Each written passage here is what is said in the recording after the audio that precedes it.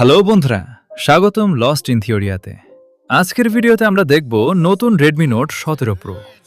এই ফোনটি কি সত্যিই দামের তুলনায় ভালো, নাকি বাজারে এর চেয়ে ভালো বিকল্প রয়েছে?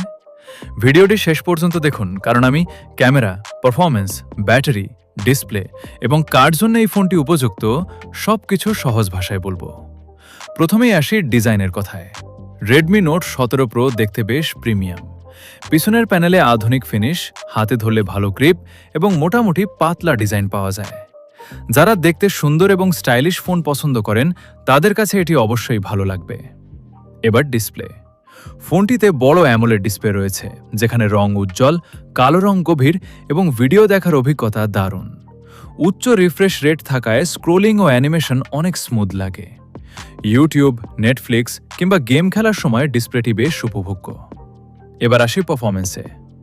দৈনন্দিন ব্যবহার যেমন Facebook, Instagram, WhatsApp, Chrome browsing বা একসাথে একাধিক অ্যাপ চালাতে ফোনটি ভালো পারফর্ম করে।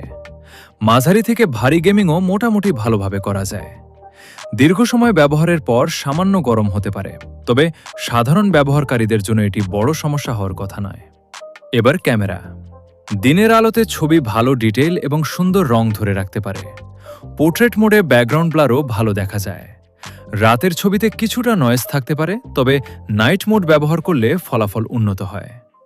সেলফি ক্যামেরাও সোশ্যাল মিডিয়ায় ছবি বা ভিডিও শেয়ার করার জন্য যথেষ্ট ভালো। ভিডিও রেকর্ডিংয়ের ক্ষেত্রেও স্টেবিলাইজেশন থাকলে ভিডিও আরও স্মুথ লাগে।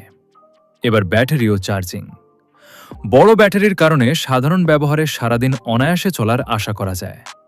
ফাস্ট চার্জিং থাকলে অল্প সময়েই ফোন অনেকটা চার্জ হয়ে যায়, যা ব্যস্ত ব্যবহারকারীদের জন্য সুবিধাজনক। এখন প্রশ্ন হলো, এই ফোনটি কার জন্য?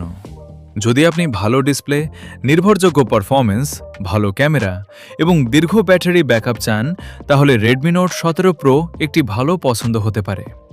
তবে আপনি যদি শুধুমাত্র খুব ভারী গেমিং বা একেবারে ফ্ল্যাগশিপ লেভেলের ক্যামেরা চান, তাহলে একটু বেশি বাজেটের ফোনও বিবেচনা করতে পারেন। সবশেষে আমার মতামত, রেডমি নোট 17 প্রো একটি ব্যালেন্সড স্মার্টফোন।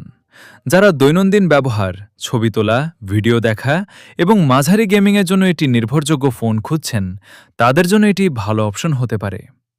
ভিডিওটি যদি ভালো লেগে থাকে তাহলে একটি লাইক করুন, কমেন্টে জানান এই ফোনটি সম্পর্কে আপনার মতামত, আর এমন আরও প্রযুক্তি বিষয়ক ভিডিও পেতে লস্ট ইন থিওরিয়া চ্যানেলটি সাবস্ক্রাইব করে পাশে থাকা বেল আইকনটি চাপতে ভুলবেন না। ধন্যবাদ। আবার দেখা হবে পরের ভিডিওতে।